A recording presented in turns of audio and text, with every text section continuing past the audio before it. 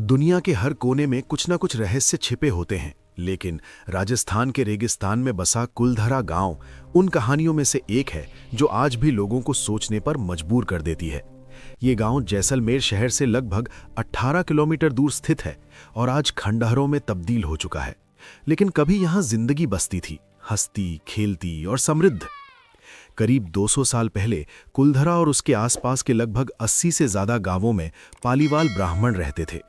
ये लोग बेहद बुद्धिमान और संपन्न माने जाते थे। खास बात ये थी कि उन्होंने रेगिस्तान जैसी कठोर जमीन में भी उन्नत जल प्रबंधन तकनीकों के जरिए खेती को सफल बनाया था।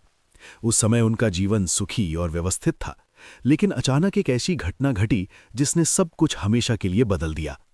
कहानी के अनुसार जैसलमेर रियासत के दीवान सालिम सिंह की नज़र गांव के एक पुजारी की सुंदर बेटी पर पड़ गई। वो उससे शादी करना चाहता था और इस हद तक जुनूनी हो गया कि उसने गांव वालों को धमकी दे दी, अगर उसकी बात नहीं मानी गई तो वो गांव को बर्बाद कर देगा। ये केवल एक लड़की का मामला नहीं था, बल्कि पूरे समाज की इज्जत और अस्तित्व का सवाल बन गया। पालीवाल ब्राह्मणों ने इस अपमान को स्वीकार करने के बजाय एक साहसी और चौंकाने वाला फैसला लिया। कहा जाता है कि एक ही रात में लगभग 5000 से अधिक परिवारों ने अपने घर, जमीन, संपत्ति सब कुछ छोड़ दिया और हमेशा के लिए गांव खाली कर दिया। हैरानी की बात यह है कि उन्होंने जाते समय ऐसा कोई निशान नहीं छोड़ा जिससे पता चल सके कि वे कहां गए। अगली सुबह जब लोग उठे तो पूरा गांव सुनसान पड़ा था, जैसे यहां कभी कोई रहता ही नहीं था। इतिहासकार इस घटना को केवल एक प्रेम प्रसंग या डर की कहानी नहीं मानते। उनका मानना है कि इसके पीछे एक और बड़ा कारण था, भारी कर और अत्याचार। सालिम सिंह द्वारा लगाए गए अत्यधिक करों ने पालीवाल ब्राह्मणों की आर्थिक स्थिति को कमजोर कर दिया था।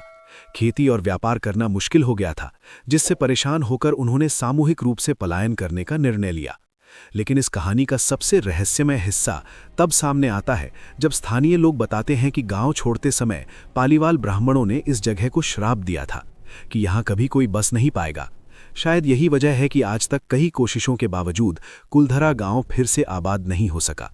लोग कहते हैं कि यहां अजीब सी बेचैनी महसूस होती है, खासकर रात के समय। कुछ लोगों ने परछाइयां, अजीब आवाजें और अनदेखी हलचल का अनुभव भी किया है।